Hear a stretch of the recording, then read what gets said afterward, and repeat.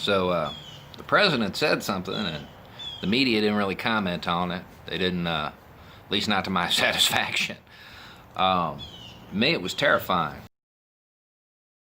He said he's cutting off aid to these countries in Central America because they're not doing their job. They're not stopping their people from coming here. In case you're still not getting it, the man who wants to build a wall along our southern border and militarize it said that he believed it was his duty as a head of state to keep you in the United States if need be.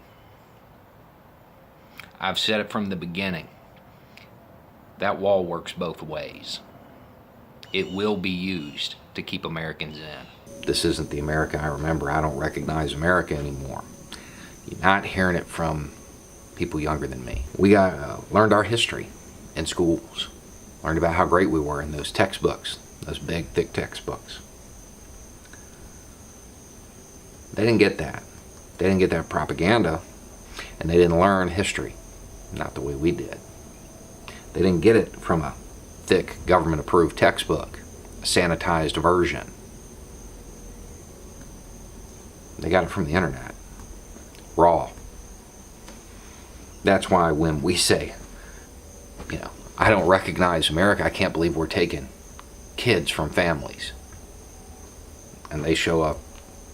Really? Because here's a picture of us doing it to natives. Here's a picture of us doing it to slaves. No, this is as American as apple pie. Now, I know there's still a whole lot of people who consider themselves to be patriots that support this man. If you believe in the ideals of freedom and liberty, you can't. If you've chosen to, you've sold out your ideals and your principles and your country for a red hat and a cute slogan. It's that fear. Everybody's afraid of everything. So that's all a politician needs to do is tap into that fear. That's how you win an election. You gather a group of low information, middle income, middle Americans, and you tell them what to be afraid of and how you're going to save them from it. Then you get the votes and you get the power. Then you can do whatever you want and they'll defend it. We're going to talk about the fears of these asylum seekers, that group coming up. We're going to address some of those concerns. And then we're going to talk about what I think the real fear is. Because when you hear about it, you see it in the comments section, it's always the same thing. There could be ISIS in that group, MS-13. They could be drug mules. They could have diseases. They're going to bankrupt us. We can't take that many people. It's going to overwork our medical infrastructure. They could all be rapists and killers and murderers and armed robbers. Why hadn't any of that happened yet? These giant groups of asylum seekers have been coming up for 15 years. 15 years. You would think that if that is a serious concern, there would be some kind of evidence of that occurring so far. It's almost like those fears are unfounded. Whether you came legally or illegally is irrelevant. They are doing it legally. That's how the law works. Now, if you have that big of a problem with them coming here, I would suggest you call D.C. and get a hold of your representative. Maybe talk to them about how our foreign policy impacts these countries. Talk to them about how our drug war just funds the gangs down there. Maybe do that instead of blaming the victim. I was busy answering the the comments in my last video on YouTube. All the ones saying that, no, we're not really going down this road to fascism. We're not headed towards genocide. This would never happen here. They're not concentration camps. We're not dehumanizing people. I was busy replying to all of that when news broke that border guards were laughing about telling a mother to drink out of a toilet. But they're laughing about it because that dehumanization has already started. It's already started. They're not real people. They've been drinking out of toilets like a dog. And that's part of it. That is part of this trend. It's part of the stages. This is what makes it really easy when that order comes down, we need to evacuate these people. And by evacuate, I mean into a ditch. If you can sit there and laugh at a mother being told to drink out of a toilet, you'll probably be okay with putting a bullet in the back of her head. What people need to remember is that civilian gun violence is nothing. It is nothing in the grand scheme of things. If you look at the statistics, it's a blip. Guns don't kill people. Governments do. These same people who a few weeks ago were talking about concentration camps and our march towards fascism are advocating disarming. 360 million guns in civilian hands is a deterrent. It is a deterrent against tyranny. And I know somebody out there is like, you can't fight a drone or a tank or an A-10 with a rifle. That's not how insurgencies work. And that's the reason you should really want this deterrent. Because if the deterrent isn't there and you have to actually act, it's horrible. You don't fight the A-10 or the tank or the drone. You find their family. Wycliffe Middle School, 1 dead, 5 wounded. Blackville Hilda High School, 2 dead, 1 wounded. Pearl High School, 3 dead, 7 wounded. Heath High School, 3 dead, 5 wounded. Westside Middle School, 5 dead, 10 wounded. Thurston High School, 4 dead, 25 wounded. Columbine High School, 15 dead, 21 wounded. What do all of these have in common? All of these shootings took place when the United States had an assault weapons ban in place. This is about a third of them. It's not even all of them. The assault weapons ban is an emotional reaction. It's a band-aid on a bullet wound, no. It's not going to do any good. It didn't last time. The assault weapons ban isn't going to do what you think it will. And I know somebody's like, well, it's not going to hurt. Yeah, it will. The reason weapons like the AR-15 get used so often, the AR-15 is the most popular rifle in the United States. So when a kid decides he wants to shoot up a school, guess what's in the house? This would be a lot like banning the Camry because it gets used in a lot of drunk driving accidents because it's a popular car. Doesn't make any sense. Well, it won't hurt. Yeah, it will. Most of the weapons that are classified as assault weapons by legislation, they are low to intermediate power, like the AR-15. If you take those off, get rid of them, and let's assume somehow you're magically going to make this work and people are just going to give them up, it will be replaced with the most likely candidate is a 30-06, which is a very high-powered rifle. So we go back to our roots of mass shootings. The first one that people think of is Charles Whitman, Texas Clock Tower. Killed 16 people, wounded 32. His primary weapon, a Remington 700 bolt-action rifle with no detachable magazine. It's not the design that does it. It's not the design. That's a talking point. Reality says otherwise. What about other countries? Something that pops up a lot. Other countries did not have more guns than people. The United States does. Mental health checks. This is a big one because who would be against that? Well, tell me what one is. Where everybody's agreeing to it, but nobody knows what they're talking about. What kind of mental health? Anxiety? Does that preclude you from purchasing a firearm? It stigmatizes mental health. Now, to the gun people, just stop. This is your fault. This is your fault. It's not my fault. Yeah, it is. Gun's just a tool, right? How many photos you have on Facebook of you holding a hammer, a screwdriver, or a sawzall, pretending like it makes you a man? None, right? Just that rifle. Just that one tool. Glorifying that violence. Why I needed to fight back against the government. Sure, you could, but you won't. Glorify violence for everything. everything, every little infraction becomes something worthy of death. Well, these protesters are making me late. Let's try to pass legislation so we can run them over and kill them. Step on my flag, I'll shoot you.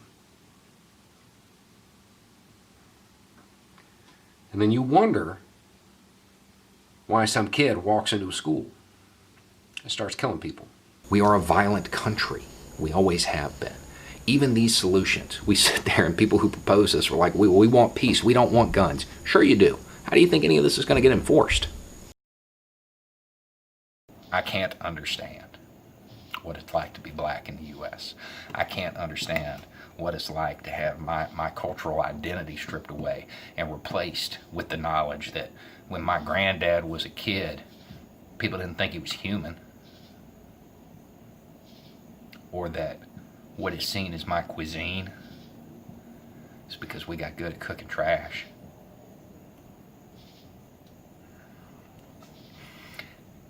That's going to affect a people, a collective people, on a very deep level. You know, when you say get over it, we're a long way away from that. We're a long way from getting over slavery. Yeah, the physical scars, they've healed. They have. Cultural ones are still there because it's gone. It was stripped away. Just vanished in the air. And I really want you to think about how much of who you are as a person comes from the old country. And then imagine what it would be like if you didn't have that. And if what it was replaced with wasn't love of the red, white, and blue, because the red, white, and blue didn't love you. So, I got questions, a few actually, from black people who want to start gun clubs for black people. And I told that story to remind the Second Amendment crowd that it's not the same. It is not the same. You know, you're going to say, well, they don't have to do that. It's their right. It's our right. If they do the same things we do, they'll end up dead. Right now, they're trying to flex their rights, advocate for themselves, and just get law enforcement used to the idea that a black person can be armed, and that's not a reason to shoot them. The intent of the Second Amendment, maybe not when it was written because it didn't apply to them, but it's to arm minority groups. You know, when it was written, it was more about ideological minorities. As we include more and more people in America's blanket of freedom, today it is more important for a racial minority to be armed than just about anybody else. The Second Amendment is there to protect them. Does skin tone fundamentally change a person that much? I don't understand the fear of the browning of America. Don't understand it because it doesn't make any sense logically. And then I don't understand it because, well, it's inevitable. I mean, I don't know why you would be afraid of something that is going to happen. This isn't a, it might happen in the future type of thing. It's going to happen on a long enough timeline. It's going to happen everywhere. Light will become darker. Dark will become lighter. Eventually, we're all going to look like Brazilians. I personally can't wait. I mean, I'll be gone. But can you imagine how much harder politicians are going to have to work to keep us divided, to keep us kicking down? It's going to be a lot harder to say, oh, you're better than those people when they look just like you. See, minority groups, by definition, they're a minority. They can't swing an election. They don't have that institutional power. They don't have the votes. They're a minority. So they can't do anything about it. They got unaccountable men with guns running around. A lot of these police chiefs aren't even elected.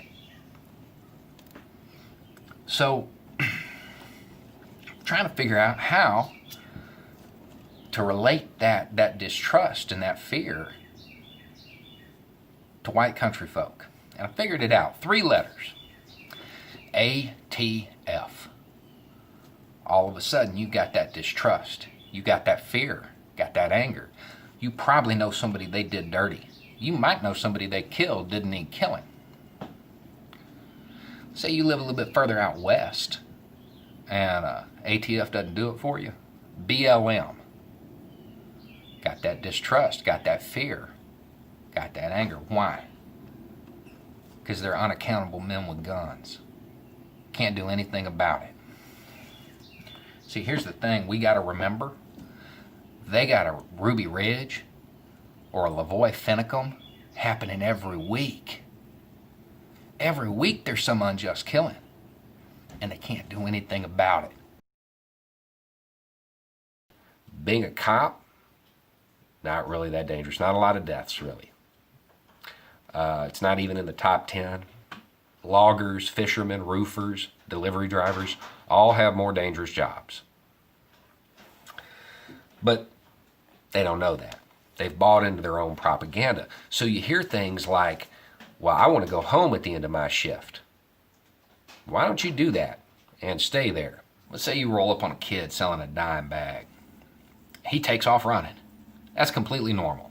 That is completely normal. That's not a reason to shoot him. 1 out of 10 people were killed while unarmed. That's pretty high. That is pretty high. Now, I know there's some people saying, well, that's 10%. That's not really that bad, is it? Let's put it in another perspective. Let's say you order a pizza once a week, and 5 times a year, guy brings you the wrong order. You're probably going to stop ordering from there. You hold a pizza delivery driver more accountable for the accuracy of your order than you do a cop for the accuracy of his bullets. Every video I see of you guys in a shootout, you Starsky and Hutch it out into the middle of the road popping off rounds. You don't hit the guy. Fire 48 rounds. Suspect hit 3 times. That's 45 rounds. They could have killed some kid. Could have killed some single mother. Could have killed some elderly guy. If you're no longer a public servant, your job is strictly to enforce the law, it means you're personally responsible on a moral level for every law on the books. If you don't agree with it and you're willing to enforce it, well, then you're just a hired goon. There are a lot of unjust laws out there. When you run across somebody that is ideologically motivated and they are breaking the law, but the crime has no victim, keep rolling. We know you want to go home at the end of your shift. Everybody does. That's completely understandable. The unarmed people that were killed, they wanted to go home too. You chose this profession. They probably didn't choose to interact with you. Violence against police, it's not a dangerous job. There is no war on cops. There should be no warrior cops. So, some suicide bomber fills his truck or his van full of explosives and drives into a barracks in the middle of the night, kills a bunch of sleeping troops. What's the difference between that and a guy who's sitting in Texas flying a drone over Yemen and blowing up a training camp? Morally, they're the same thing. Opening fire on a village for no reason whatsoever just gives the insurgency propaganda, helps them recruit people to kill his friends. You have to keep a hard look for those who confuse legality and morality, because everything the Taliban did, well, that was legal under their laws. Everything Saddam did was legal under their laws. Everything the Islamic State did was legal under their laws. Everything Nazi Germany did was legal under their laws. Genocide of the natives, slavery, segregation, all legal under our laws. You know, it doesn't matter if you're in the holler of some West Virginia hillside, or you're in Kansas, or whatever. You got more in common with a black guy from the inner city than you're ever going to have in common with your representative up in D.C. Please, if we're going to have any forward movement in this country, what passes for the left and the right in this country have to start talking. And what you're going to find out is if you actually start talking to the right-wing voters, you're going to find out that they have a lot of the same problems you have. They just believe a different set of politicians is going to fix it. And the reality is, you're both wrong. If you make your community strong enough, it doesn't matter who gets elected. It doesn't matter who's sitting in the Oval Office. It doesn't matter if you hate Trump or Obama, whoever it is, they're in power. You're going to be fine because your community can take care of itself. Rule 303, you have the means at hand. You have the responsibility to act.